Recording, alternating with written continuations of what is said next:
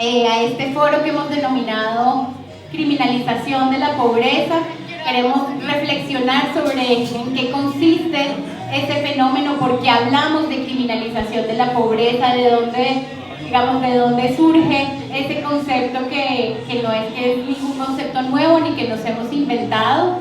Y queremos además, por supuesto, nuevamente dar el micrófono a los familiares y a las familiares de los muchachos que permanecen injustamente detenidos para que sigan levantando la voz y sigan haciendo sus exigencias para lograr la libertad de nuestros muchachos. Estamos hoy aquí con Andrés Santillano. Pues Andrés Santillano es un, digamos, luchador histórico del movimiento popular en Venezuela. Además de ser profesor universitario, Andrés ha estado, digamos, siempre haciendo parte de luchas muy importantes en nuestro país. Es uno, digamos, de los compañeros que junto a muchos otros y a muchas otras impulsó la conformación del movimiento de pobladores y pobladoras. También es por Andrés que el colectivo de derechos humanos urgentes llegó a la parroquia La Vega a acompañar y aportar pues nuestra experiencia y lo que sabemos para lograr justicia y exigibilidad de derechos humanos frente a los abusos policiales, ¿no? Entonces, la dinámica que les proponemos es que vamos en primer lugar a escuchar a Andrés. En tanto los familiares y las familiares queremos darles un descansito porque estuvieron toda la mañana compartiéndonos sus testimonios. Vamos a escuchar, entonces vamos a empezar primero con Andrés. Andrés va a compartirnos algunas reflexiones sobre el tema que nos convoca hoy aquí en La Vega, y después la idea es que los familiares y las familiares también puedan compartirnos algunas de sus reflexiones. Muchas gracias de nuevo por estar aquí y bueno, seguiremos luchando hasta traer a nuestros muchachos de vuelta. Andrés, muchas gracias por estar aquí. Bueno, muchas gracias. Bueno, por un lado, esto es lo que uno llama una experiencia agridulce, porque por un lado estoy muy contento de estar aquí en La Vega de nuevo. Esta es mi parroquia, viví muchos años acá y me siento como parte de La Vega, como un vecino más de La Vega y sobre todo militante de sus causas. Y además me alegro de encontrar como esta mañana un domingo lluvioso, mientras todo el mundo de pronto está descansando, viendo la televisión, etcétera, etcétera, el pueblo de La Vega protestando por su derecho, lo que demuestra que aquella frase, bueno, de Ley Primera, de La Vega como crisol de las luchas populares, está más vigente que nunca, ¿no? El pueblo de La Vega siempre ha tenido un espíritu combativo, un espíritu de defensa y de restricción de sus derechos. Por eso La Vega es un ejemplo, ha sido un ejemplo para toda Caracas y toda Venezuela, levantar los estandartes de justicia, de igualdad, de derechos del pueblo. Pero digo que agridulce porque también el motivo que nos convoca acá, que 5 muchachos sigan presos injustamente, que muchos hayan ido a prisión sin que se justifique, que muchos hayan sido asesinados por los cuerpos de seguridad sin ningún motivo. Incluso aquellos que pudieron haber tenido en efecto haber violado la ley, pero aquí no existe pena de muerte, sin embargo fueron ejecutados sin ningún tipo de derecho al debido proceso de la defensa. Que esto siga pasando después de 20 años de revolución, bueno, más de 20 años, 23 años de revolución, es algo que como revolucionario y como vegueño me duele profundamente y convoca una reflexión.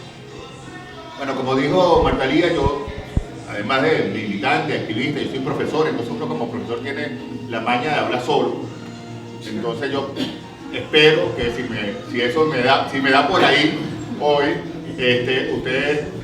ustedes me pongan parado, me planteen conversar, porque la idea es que esto sea una conversación, porque finalmente pues uno, por más que yo haya trabajado estos temas, nadie tiene la verdad absoluta y la verdad solamente se genera el colectivo del intercambio democrático. Bien, entonces yo me planteaba, así como profesor hice mi chuletica, ¿no? Yo me planteaba la pregunta de, bueno, ¿por qué sigue pasando esto?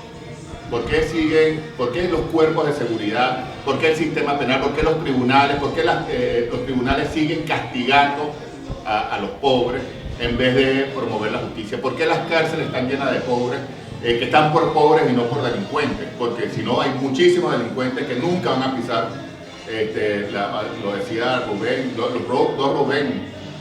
dos Rubénes esta mañana, ¿no? O sea, aquí un miserable que pidió que invadieran Venezuela, que condenó al pueblo venezolano a las condiciones más extremas, pidiendo sanciones económicas contra Venezuela, está por ahí rondando, y la gente, por supuesto, cuando hay impunidad, la gente hace justicia por sus manos, que ha sido lo que ha pasado en estos días. Uno no es que esté de acuerdo con eso, pero lo entiende perfectamente porque hay impunidad, ¿no? Mientras hay 5 muchachos, y como ellos muchísimos, que están presos sin ninguna justificación y sin siquiera derecho a demostrar su inocencia.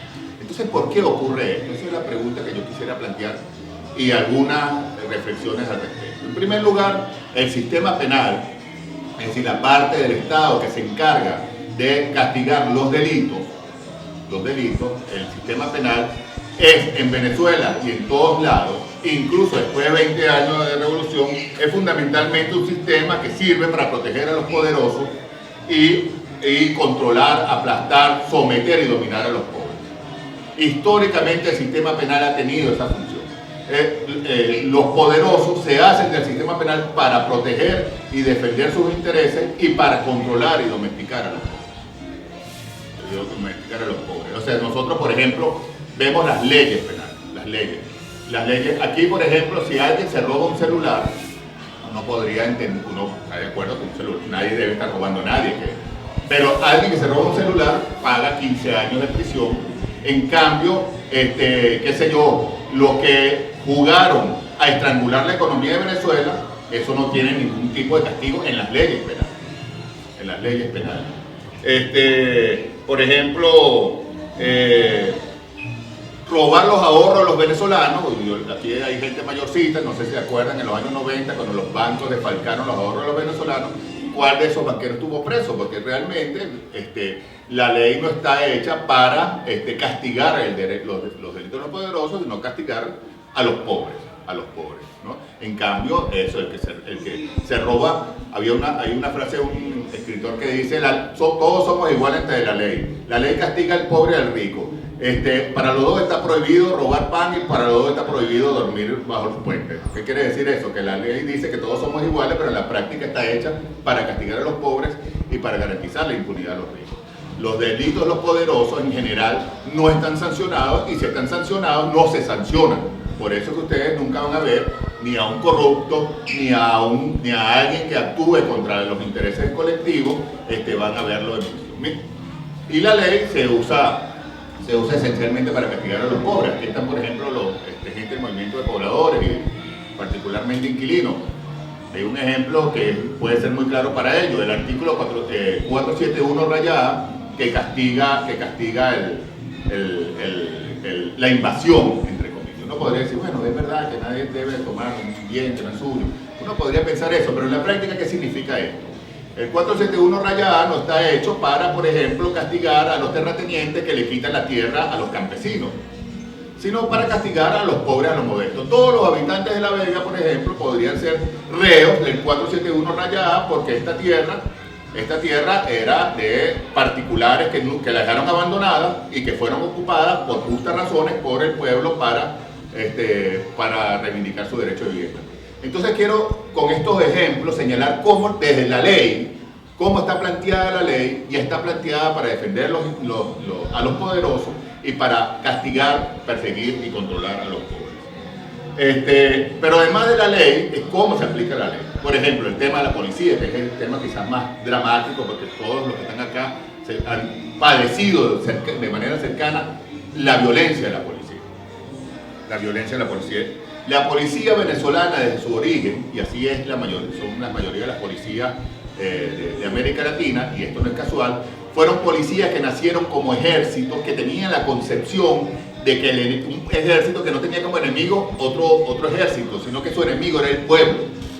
La concepción, la doctrina con la que surge la policía venezolana es con la idea de, y así sigue formándose lamentablemente nuestro policía. Yo fui parte de la Comisión para la Reforma Policial, yo fui parte del equipo que acompañó el surgimiento de la Policía Nacional y de la Universidad Nacional de la Seguridad, y digamos lo que nosotros señalábamos en ese momento sigue completamente vigente. La doctrina que inspira la formación de nuestros policías es que ellos deben comportarse como un ejército de ocupación y que su enemigo no es otro ejército, o su enemigo no son los enemigos de la nación, sino el pueblo.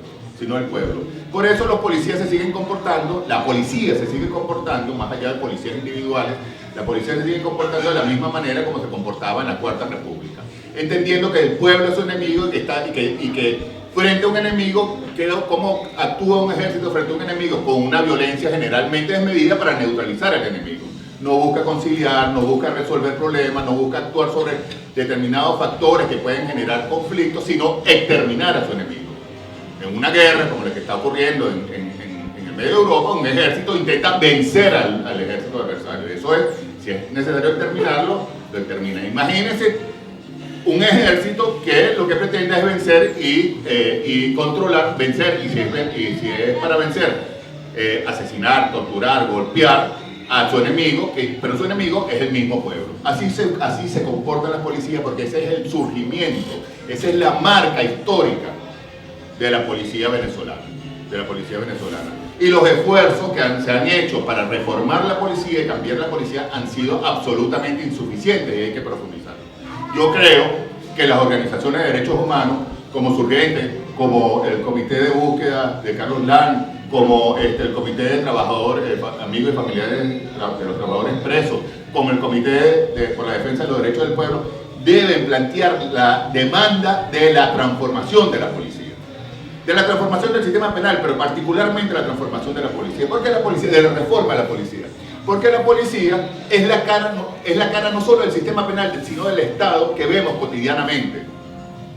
Los muchachos, por eso ¿cómo dicen los muchachos cuando llega la policía? Ahí llegó el gobierno. Porque en efecto los pobres, la cara del gobierno que vemos es la policía, ¿no? Aún después de 20 años, con las misiones, con la presencia más activa del Estado en los sectores populares, la cara cotidiana del gobierno que vemos es la policía. ¿Y cuál es la cara del gobierno que vemos? Unos tipos mal encarados, unos tipos que abusan, unos tipos que maltratan, unos tipos que si tú le vas a decir algo, sales perdiendo. Entonces, si no cambiamos la cara del Estado que ve la gente, si no cambiamos la policía, si no cambiamos aquella parte del Estado con que cotidianamente se relacionan los sectores populares, los pobres, los humildes, los trabajadores, es muy difícil avanzar en la transformación estructural del Estado y del país en Venezuela. Entonces yo insisto que es una demanda que deben hacer las organizaciones populares, y no solo las organizaciones de derechos humanos del campo revolucionario, sino las organizaciones populares, transformar la policía. Porque es que no va a haber Estado comunal si la cara más visible del Estado es una cara que actúa contra el pueblo, como es la policía, como institución. No hablo de los policías individuales. Y bueno, si quieren ver que esto es una tendencia histórica, bueno, de nuevo apelando a que aquí hay varios más o menos contemporáneos, incluso aunque parezca difícil, más viejo que yo, bueno, recuerden lo que ocurría antes que llegara Chávez al poder, la recluta. Aquí a cualquiera que tuviera después de 18 años, mira, habían ¿cuánto era? Como cada 3 meses era la broma que uno tenía que esconderse porque eso te agarraban, era peor que una prisión, porque te agarraban y te metían a la fuerza a servir al servicio militar, así tú no quisieras. O las redadas que habían aquí. Mira, hubo una época, cuando yo, en los años 80, que uno no podía entrar a La Vega, estaba el famoso Plan Unión, uno no podía entrar a La Vega sin que te bajaran, te raquetearan, te maltrataran, y así en todos los barrios de Caracas. Es decir, una práctica histórica que lamentablemente quizás haya que reflexionar porque no se ha transformado. Ahora, una pregunta interesante: ¿por qué los policías que vienen del pueblo, todos ustedes deben conocer vecinos que son policías, que son funcionarios, ¿por qué la policía está llena de gente que viene del pueblo? ¿Por qué un vecino mío, de pronto con el que comparto, con que he hecho broma, con que me tomo la cerveza, con que juego básquet, de pronto se mete a policía y se convierte, empieza a actuar como un enemigo del pueblo? Es una pregunta que yo creo que también es importante, porque incluso yo creo que no es una responsabilidad, sin duda es responsabilidad individual, pero hay que ver cómo las instituciones moldean a las personas. ¿Qué pasa cuando alguien se mete a policía? Primero, lo forman como parte de un cuerpo de guerra. ¿no? Esta formación que pasan, bueno, tengo un amigo que el hijo de un amigo que lo pusieron que si durante 6 meses no podía salir, que estaba comiendo muy mal, que tenían que hacer, tenían que salir a hacer guardia, de orden cerrado, no sé qué, meterse para la montaña, es decir, como los arman, los preparan como unos soldados. Un policía no debe ser un soldado, porque un policía no se encara con un enemigo, no se encara con un ciudadano. Entonces, desde la formación. Segundo, los policías son de los funcionarios públicos peor pagados del Estado venezolano. Históricamente es así. ¿Y por qué es así? No tienen derechos laborales. No tienen derechos laborales. Los policías, a diferencia de los funcionarios públicos de cualquier rama, no tienen derechos. Bueno, por cierto, de la lucha que tú protagonizaste de los bomberos, porque es otro caso, no tienen derecho a sindicalizarse y a pelear por sus derechos. O sea, no tienen derecho a tener derechos los funcionarios policiales. Y todo aquel que conozca un funcionario policial o que haya sido funcionario policial sabe las lógicas de maltrato, las lógicas de abuso que padecen cotidianamente por parte de los superiores, por parte de los mandos políticos, de las autoridades políticas que creen que el policía es como un sirviente y lo trata de peor que un sirviente. Porque yo creo que eso tiene que ver con una lógica porque en la medida que los policías le violan los derechos humanos, que a los policías les violan los derechos humanos, que los policías no tienen derechos laborales como tienen la mayoría de los trabajadores, los policías se preparan para violar los derechos humanos. Es una forma de generar un policía que aborrece a la gente, que maltrata a la gente. Por eso yo creo también que una lucha que hay que plantear a los policías es luchar por los derechos de los policías y los derechos laborales de los policías. Porque la violación sistemática de los derechos de los policías generan policías violadores de derechos humanos. Generan policías violadores de derechos humanos. Y a veces son cosas que son muy sencillas. Mire, si usted lanza a un policía solo con un revólver 38, sin chaleco antibalas, porque el chaleco antibalas no llegó porque se lo robó el superior, no sé qué, el presupuesto para eso, para La Vega, ese tipo va a ir asustado y el primero que se mueva le lanza un tiro. O sea, si la policía no está bien equipada, si la policía no está bien entrenada, si la policía no tiene un buen seguro de salud, un buen seguro de vida, probablemente actúe con violencia. Pero además una violencia social, una violencia clasista. Yo he entrevistado, muchos años por mi actividad como profesor, he entrevistado, incluso he acompañado a policías en su actividad cotidiana, y a mí me contaban, me decían, mire profesor, si yo agarro a un muchacho en La Vega, en los cajinones de La Vega, y le consigo 3 piedras de crack y me lo llevo para el comando, a mí me pone en el orden del día como felicitaciones, etcétera, etcétera. Si yo voy a la Lagunita Country Club y agarro un hijo de un rico con 1 kilo de marihuana, con 1 kilo de cocaína, me metí en un problema. Prefiero hasta dejarlo suelto, porque me va a llegar y va a llamar uno que al jefe, no sé qué más, y voy a salir perdiendo. Entonces, la lógica de la policía, no la lógica de los funcionarios, por supuesto esto no exime la responsabilidad de los funcionarios, es una lógica que reproduce la violencia, y la violencia institucional, y una violencia fundamentalmente clasista, una violencia contra los pobres.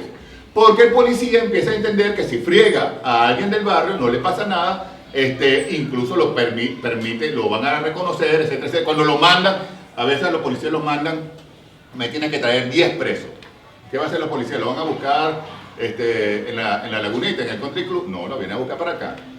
Y se lleva a todo aquel, y si no tiene nada, hasta lo siembran, ¿no? Hasta lo siembran, porque tiene que reportar 10 presos diarios, si no va a ser sancionado. Es decir, la lógica institucional promueve también estos comportamientos policiales. Pero además, esta violencia policial genera más violencia social, porque cuando llega la policía, que llega como un ejército de ocupación, la respuesta a la comunidad no es colaborar, no es apoyar, sino obviamente, si llega la policía, cuando llegue la policía allá al Andrés Eloy, me imagino, la gente o se asusta o incluso hasta un botellazo le lanza, porque después de tanto tiempo, y particularmente lo que ocurrió hace justamente 1 año de la violencia de la policía contra el Andrés Eloy, la gente no lo va a recibir como flores. Entonces la violencia policial, lejos de reducir de resolver los problemas de delito y de violencia, genera más violencia en la comunidad. Y esto a la vez genera más violencia policial. Entonces, es un círculo vicioso que la única forma de romperlo es cambiando la policía. Luego las cárceles. Ajá, las cárceles venezolanas, como las cárceles de todo el mundo, están fundamentalmente llenas de pobres. Los ricos nunca pisan las cárceles. Incluso si un rico es sancionado, terminará en una sanción administrativa, una multa o cumpliendo cárcel por casa, ¿no? Como muchísimos, los pocos poderosos y ricos y políticos corruptos que han sido sancionados terminan pagando casa por casa. Pero al mismo tiempo, la prisión no rehabilita a nadie. La prisión es completamente inútil. Y los familiares de los 5 muchachos que tienen presos lo saben. Nadie se puede rehabilitar en una prisión. Y no en las prisiones venezolanas, en ninguna prisión del mundo rehabilita a nadie. La prisión envilece al ciudadano. La prisión hace que se genere resentimiento. Genera más violencia. Lo condena a la violencia, porque alguien que sale de prisión no va a conseguir trabajo en ningún lado. Porque a pesar que aquí los expedientes son secretos, usted mete un número de cédula y aparece la sentencia. Entonces no consigue trabajo en ningún lado. Y lo único, pierde la familia, pierde la pareja, y lo único que le queda la mayoría de las veces es, bueno, mira, a mí me han dicho, mira, profesor, ¿qué voy a hacer? No tengo no tengo familia, no tengo dinero, no consigo trabajo, me ofrecieron una chamba por ahí, yo tengo que echarle pechón. Mire, y aquí lo digo por alguien que no voy a mencionar su nombre porque salió de prisión y ha hecho un esfuerzo gigantesco. El que se rehabilita a pesar de la prisión, se rehabilita por su familia, por sus convicciones, pero no por la prisión. La prisión está hecha para generar delincuencia. ¿Y para qué sirve que genere delincuencia, dirán ustedes? Bueno, porque la delincuencia es útil, porque la delincuencia justifica los abusos policiales, porque bueno, aquí ¿por qué llegó los abusos policiales? Por la banda de la Cota 905, ¿ves que se justifica? La delincuencia sirve para justificar los abusos del poder. La delincuencia sirve para los negocios del poder. Porque aquí los grandes negocios, o sea, aquí el problema de la droga no es el muchacho que vende aquí en el callejón, que vende crack. Aquí la droga son grandes capitales que justamente reclutan a esos muchachos de las cárceles que no tienen más nada que hacer, que no pueden conseguir otro trabajo honrado, digno, y los ponen a trabajar para ellos. Esos grandes capitales, esos grandes narcotraficantes o legitimadores de capitales que nunca van a la cárcel, que por el contrario, ustedes lo ven en la fiesta de sociedad, son los dueños de los bancos, etcétera, etcétera, etcétera. Entonces la prisión genera un ejército de reserva, es decir, genera obreros para el delito de los poderosos. Entonces la prisión termina siendo muy rentable para los poderosos. Y por eso es que la prisión sigue existiendo a pesar que no rehabilita a nadie. La gente se rehabilita a pesar de la prisión. Pero la prisión no rehabilita a nadie y no va a rehabilitar a nadie. Entonces la prisión rompe los vínculos familiares, genera más exclusión y pobreza, porque el que sale de prisión no va a conseguir trabajo porque está marcado, esa marca indeleble de haber estado en prisión, así sea inocente. Hay una lógica de explotación en la prisión de pobres contra pobres, esto que llaman el carro, los pranes, que terminan comportándose como un capitalista que humilla a los trabajadores, y la prisión y el sistema penal en general se convierte en una máquina para sacarle real a los pobres. La policía martilla a los pobres, porque un policía mal pagado ve, bueno, chicos, dame para lo fresco, ¿no? Los tribunales son una máquina para sacar dinero, porque hay que pagar el abogado privado, porque los abogados públicos no sirven para nada, y no sirven para nada no porque no quieran hacerlo, sino porque un abogado público puede tener 500.000 expedientes. ¿Cómo va a poder garantizar la justicia? Entonces, bueno, los abogados privados cobran y no hacen nada, estafan a la gente, hay que pagarle después al final. Mira, yo me acuerdo una señora que me contaba que a su hijo lo agarraron robando un celular, por cierto. Entonces me decía, mira, con lo que yo tuve que pagar de abogado, pagar para que lo trasladaran a los tribunales, pagar para el juez, pagar al alguacil para que no sé qué, pagar en la causa, pagar a los vigilantes para que los dejaran ir a tribunales. Yo a ese muchacho le hubiera comprado una tienda de celulares. Una tienda de celulares. Sistema penal es una máquina para explotar a los pobres. No solamente para excluir a los pobres, sino para explotar a los pobres. Y bueno, y ni hablar la administración de justicia, que está hecha, bueno, no para hacer justicia, sino para condenar y para excluir más a los pobres. El sistema penal, mire, las estadísticas son brutales. Prácticamente no hay caso que llegue al sistema penal que sea absuelto. De hecho, la mayoría de los casos que aquí se logró la liberación no estuvieron absueltos, ¿no? Ninguno está absuelto. No hay caso en el sistema, no puede ser que un sistema penal que tiene que juzgar si alguien cometió un delito, en general todos son culpables. Todos los que entran en el sistema penal son culpables, porque ahí no hay justicia, ahí no se hace justicia, ahí no hay juicio, ahí no se puede demostrar la verdad. Ahí no se puede demostrar la verdad, porque nunca va a ir a juicio, lo obligan a admitir hechos. Admite hechos porque al juicio no vas a ir.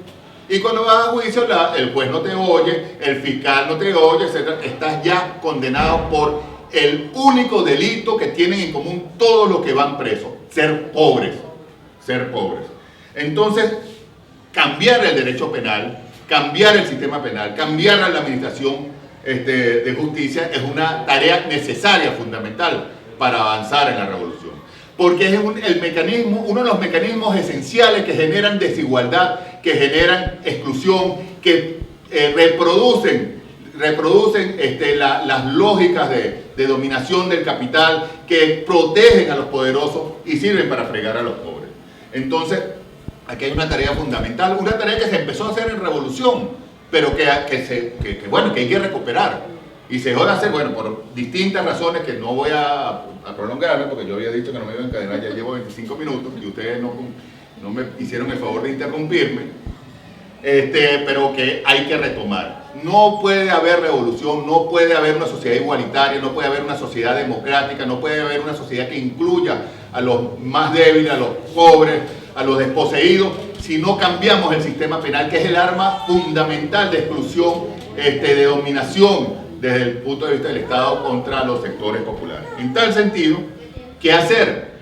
Yo creo que es necesario empezar a levantar la bandera, un programa para la lucha contra la criminalización de los pobres, para la lucha por la transformación del sistema penal. Reformar la reforma penal de las leyes penales. Por aquí no sé si está Mariela y Rigel. Aquí está Mariela y bueno, ya está Rigel. Hay una deuda. Mire, tenemos el mismo Código Penal de hace 150 años, que es un código penal hecho fundamentalmente en la monarquía española. O sea, un código penal no solamente para fregar a los pobres, sino fregar a los que no son blancos, fregar a los mestizos, a los negros, a los indios, porque es la lógica colonial y no lo hemos cambiado prácticamente para nada. Cambiar las leyes penales, buscar alternativa a la prisión, porque la prisión no ayuda para nada, la prisión genera más delitos. O sea, los muchachos que están por delitos menores, incluso mira, aquí que hay debate incluso con el tema de las drogas. Para mí no tiene ningún sentido que las cárceles estén llenas de muchachos porque son consumidores o porque son vendedores de pequeñas cantidades de drogas. Hay que buscar otra alternativa terapéutica, alternativa de trabajo en la comunidad. La prisión no sirve para eso, no sirve para eso. Hay que cambiar el sistema penal, hay que reformar la policía, hay que promover políticas sociales, porque el delito de los pobres esencialmente es consecuencia de los problemas sociales, de todavía el lastre de exclusión social que se mantiene y que es necesario superar. Porque el muchacho pobre que se mete a delincuente, se mete por falta de oportunidades, ¿vale? Por falta de oportunidades, por falta de empleo digno, por falta de acceso a una educación adecuada, ¿no? Entonces hay que promover, favorecer políticas sociales sobre políticas penales. Hay que darle más poder al pueblo, porque el pueblo no solamente es lo que puede garantizar contención a la violencia policial. Yo me acuerdo que yo acompañaba a los policías cuando salió la ley de los consejos comunales. Miren, la policía le tenía un culillo, disculpen la palabra, a la gente de la comunidad, porque mire, yo soy del Consejo Comunal, no, perdón, porque el pueblo estaba empoderado, ahora uno dice, no, yo soy del Consejo Comunal, va preso también. Móntese ahí en las aulas, móntese en las aulas. Entonces hay que reforzar el poder del pueblo y sobre todo no decaer en la denuncia, en la movilización, en la protesta de calle, porque es fundamentalmente esta revolución se debe al pueblo movilizado y la continuidad de esta revolución, porque las revoluciones no siempre tienen contradiccionizado con el pueblo peleando por sus derechos, es que podremos construir más derechos, podremos construir más poder popular y podremos construir una sociedad más igualitaria y más justa, donde la violencia social y la violencia policial sea un mal recuerdo del pasado. Muchas gracias.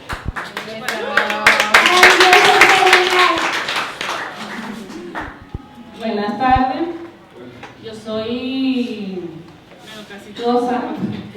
yo soy cuñada de José Félix Maíz y bueno, estoy en el proceso con Roberto y su familia.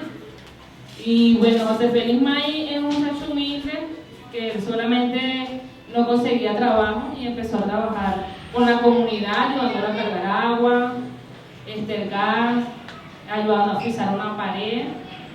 Y su único delito fue salir ese día en la mañana a comprar un arroz y la policía lo para, le pide su cédula y él le da la cédula y el policía lo radea, no consigue nada y se lo llevan a la sede. Pero antes de llegar a la sede hay dos muchachos más en la patrulla y el policía pregunta ¿quién tiene antecedentes? Darwin, y otros muchachos contestan que ellos, entonces el policía le dice que se ponga con ellos. Y bueno, Darwin tiene antecedentes, pero José Félix nunca estaba preso y los pusieron juntos. Luego de esto, José Félix es llevado a la horita, donde le quitan una capucha, lo voltean y le dicen que todo eso que está ahí es de él. Y José Félix le dice al policía que solamente él lo que tenía en su mano era un arroz. Y el policía le dice que tome el arma para tomarle la foto y no lo deja, él le dice que no va a agarrar la pistola. Y el policía le dice que tome el arma si no le va a pegar. Y José Félix dice que le peguen. José Félix recibió una golpiza por no pegar el arma. Y luego de esto el policía le dice a José Félix que le dé $5,000 y lo deja que se vaya. Y José Félix le dice que si él tuviese $5,000 no fuese salido esa mañana a comprar un arroz. El policía le dice, bueno, dale, mándalo a la fiscalía para que lo presente. Y es llevado a zona 7, donde en enero que lo llevan a San Agustín, donde para poder ver a José Félix hay que pagar, donde para ellos hacer su necesidad tienen que tener bolsa, tener una jarra para poder orinar, duermen parados, sentados, más de 60 personas en una misma celda. Y nunca nos dejaron mal expedientes hasta hace unos meses atrás, cuando nos habían dicho que, porque lo sentenciaron a 6 años, solamente por porte de homicidio fue sentenciado a 6 años. Nos dejaron ver los expedientes gracias a Dios y a la ayuda del comité que nos ayudó para poder ver los expedientes y también para la apelación. Gracias a Dios estamos esperando 10 días para ver qué decide el juez. Y bueno, queremos justicia, ya que sabemos que estos 5 muchachos que están hoy presos son inocentes. José Félix tiene 4 hijos, uno está presente con nosotros hoy aquí, y 4 menores más, 3 menores más, que también son asmáticos y necesitan a su papá. Y lo único que pedimos es justicia, que los 5 de la Vega sean liberados, para que estén con nosotros. Buenas tardes, mi nombre es Georgina Castillo, soy la mamá de uno de los detenidos también, justamente, Héctor Chaparro. El día 12 de julio había un operativo fuerte en la Vega por los funcionarios del PAE. Yo iba puerta por puerta, casa a casa, pues, como dicen, y cuando le entran a la mía, bueno, yo estaba trabajando y estaba arreglando la casa porque venía mi hija. Ella acababa de nacer y bueno, le íbamos a dar la bienvenida. Lamentando mucho, los funcionarios todos entran arbitrariamente, sin ninguna orden. Cuando les pedí el papel que le indica, o sea, que porque ellos entran así, y ellos dijeron que la orden solamente existía en películas. Ellos entraron, o sea, el gobierno de después, ellos se lo llevan, siguen buscando otros muchachos casas, se meten a otras casas, pero se llevan al mío. Cuando se llevan al mío, yo digo, ¿por qué se lo llevan? Y él dice que se un rutina del operativo. Cuando ellos bajan, después, al rato se llevan, viene subiendo mi yerno con su hermano, y bueno, lo ponen como causa, ahora salen causas, y el hijo de la señora Capuceta no vive ni siquiera con mi casa, solamente iba a llevarme al nieto, porque yo lo quedaba ir todos los días. Al día siguiente vuelven, como al mediodía, vuelven el PAE otra vez, yo digo, bueno, ¿hasta cuándo? ¿Ahora qué quieren? Y me dicen que van a buscar a lo que mi hijo dijo que estaba allí. Entonces yo digo, bueno, yo quiero ver qué dijo mi hijo que estaba allí. Agarro uno de los funcionarios y me sacan a mi hija pequeña y a mí de la casa en bata como estaba, y escoltados por un funcionario con un armamento, o sea, como que no podíamos entrar a la casa. Cuando escuchamos era que rompían bloques y bloques y bloques, entonces le digo al funcionario, mira, me están partiendo todos los bloques que están haciendo. Quédense tranquila que no está pasando nada. Entonces, arriba en la planta baja, tengo vecinos que no quieren declarar por miedo. Ellos vieron cuando sembraron la granada. Cuando de repente llegan más funcionarios, llegan unos 15 aproximadamente, con cosas, maletines negros, el explosivo, decía. Y bueno, era que explosivo, era que habían sembrado la granada y me lo llevaban. Después se lo volvieron a meter el día 26. Después del 12 me entraron el 13, el día 26 a tomar fotos. También sin permiso, yo me estaba en mi casa. Cuando a mí me avisan que yo estaba haciendo una torta, dicen, cuando yo supo subiendo, ya ellos venían bajando. Relajándonos, ya todo está listo, ¿sabes? Entraron sin permiso, hicieron lo que le diera la gana y a mí me cerraron la granada, ahora le salen 160 balas, le pusieron como terrorista, asociación para delinquir, o sea, le pusieron porque le pusieron bastantes cosas. 5 delitos, y bueno, nosotros pedimos justicia y libertad para los 5 muchachos que tenemos acá, que todavía nos faltan. Eran 19, pero faltan 5. Y bueno, queremos justicia y libertad para ellos.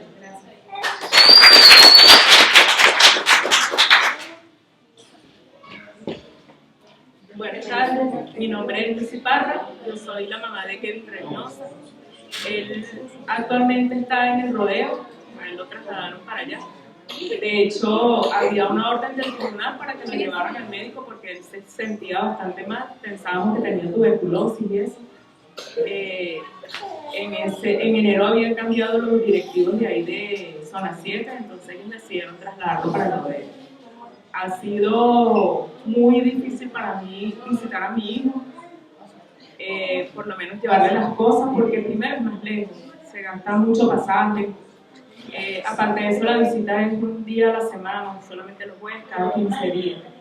O sea, no tiene visita los fines de semana.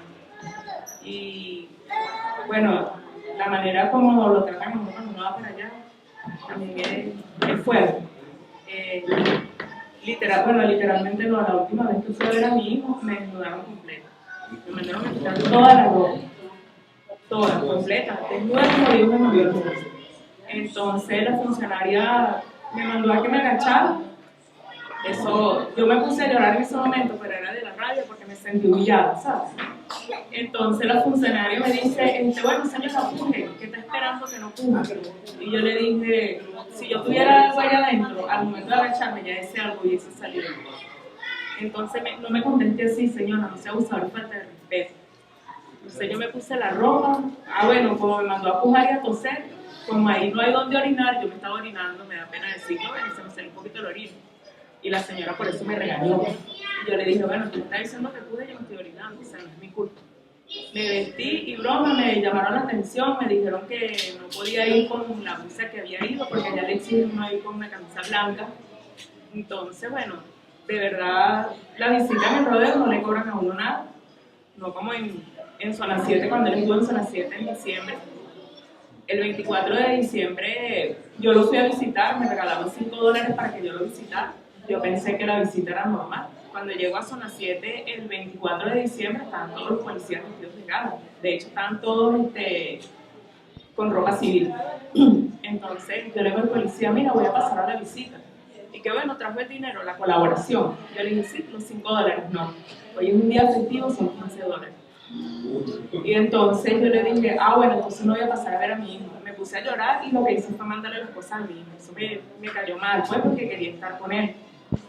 Entonces me guardé los $5, una persona me regaló $10 para que fuera el 31 a visitar a mi hijo. Cuando llegó el 31 otra vez con todas mis cositas, feliz porque iba a ver a mi hijo, me dijeron que ya no eran 15, sino que eran 25. Entonces, yo no le dije nada a los policías porque lo que uno le dice a ellos arremeten con los muchachos, le caen a palo. Agarré, bueno, me puse a llorar otra vez, de hecho me decían la Llorona. Ellos ahí me decían la Llorona. Ese era mi apodo ahí en zona 7, la Llorona. Pero yo lloraba era porque me dolía no ver a mi hijo y por la injusticia que se estaba cometiendo, porque de verdad me daba mucha rabia. Bueno, me fui para mi casa y total que yo no vi el 24 ni el 31 de diciembre. Yo después vine a ver a mi hijo, fue como en febrero, que lo fuimos a visitar con Marta allá en el rodeo. Tenía muchos meses sin ver a mi hijo. Y esa visita así de cada 15 días, un día a la semana, o sea, es difícil, porque uno trabaja de lunes a viernes. O sea, eso sí me gustaría que por lo menos los horarios de visita en el rodeo fueran distintos. Por lo menos fin de semana, un domingo, un sábado. ¿Y qué pido yo? Bueno, yo pido y exijo la libertad plena para mi hijo y para todos los muchachos que están injustamente detenidos, que no se lo merecen porque de verdad ninguno de ellos cometió un delito, ninguno de ellos ha hecho nada. Deberían de darle ya su libertad y que no haya retardo procesal. Que ya inicien los juicios, que se haga lo que se tenga que hacer. Y muy importante, que los jueces no le pidan a ellos que asuman hechos, porque lo primero que le dicen, asume hechos, estamos entre 5 y 6 años. Y entonces, ¿sabes? Lo ponen a ellos como que a decidir. Y siempre le digo a mi hijo, no te pones a estar asumiendo hechos ni nada porque tú no eres terrorista. A mí me lo están imputando como, él le dijo a los policías cuando lo agarraron, el FAE lo agarró, que él estaba prestando servicio militar y de hecho él estaba de permiso, cuando eso lo habían detenido. Y entonces, por fin logramos tener parte de lo que habían puesto en el acta policial y a mi hijo lo pusieron que él le daba entrenamiento militar al Coqui y a la banda del Coqui, porque él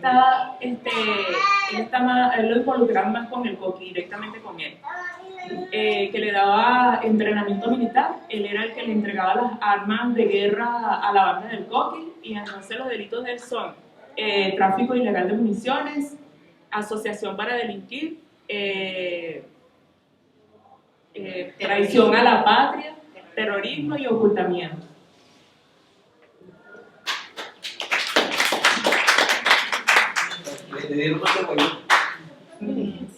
Sí, traición a la patria.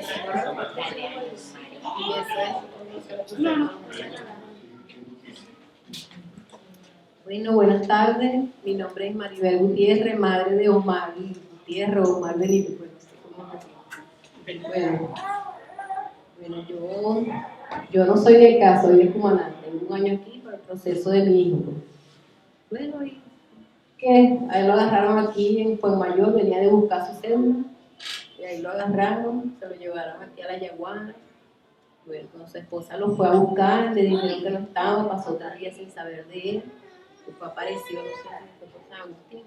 San Agustín apareció y con los cargos que hoy tienen todos ellos, porque son los mismos, tienen terrorismo, porte ilícito de armas, vienen para delinquir, bueno, para ustedes contar eso. Bueno, y ahí está, pues ya va a cumplir un año ya, eso fue en julio del año pasado, el 9. Aparece que lo agarraron el 12 y ya lo agarraron el 9. Bueno, y aquí estamos, bueno, esperando su libertad, porque de verdad son muchachos que no tienen nada que ver con eso. Él venía a buscar su cédula y lo agarraron ahí. No, yo no tengo más nada que decir, porque ¿qué puedo yo decir más? Eso es, bueno, justicia para esos muchachos que se encuentran ahí injustamente y bueno, esto ha sido muy difícil para nosotras. Lo que dice la amiga acá de zona 7 es verdad, porque mi hijo también está en zona 7, ya va a tener un año allá y eso es verdad totalmente lo que ella está diciendo. Uno tiene que pagar $5 para poderlo ver. La visita de él es a los martes, porque está en la serie. Y esa es una visita de hola y adiós. ¿Usted sabe cómo es eso? No entra, uno no le da ni tiempo de entregarle las cosas. Nada más uno toma, eso es rápido que toca el timbre. La visita terminó. Ya uno no le da tiempo, bueno, de momento no le da un abrazo. Pero eso es verdad lo que dice, para uno poder estar ahí, que sea media hora ahí, uno tiene que pagar $5. A mi hijo, pues, muy deprimido, primera vez que se consigue en esta situación porque él nunca ha estado preso. Él vino acá a Caracas, se consiguió con su esposa, tiene un hijo de 4 años, y ahí lo tenemos. Bueno, pues, es verdad que le ha pegado bastante eso, bueno, está muy pegado con su papá y todos los días preguntando cuándo viene mi papá, que mi papá está trabajando, y todo uno lo tiene, se ha enfermado bastante el niño por eso. Y estamos. Yo vivía en Cumaná, tenía mi trabajo en un colegio y tuve que renunciar para venirme, cuento, porque acá él no tiene familia, pues, nada más la esposa y yo aquí, yo y ella en esta lucha. Así que justicia para ellos, pues, para que salgan de ese problema. Todo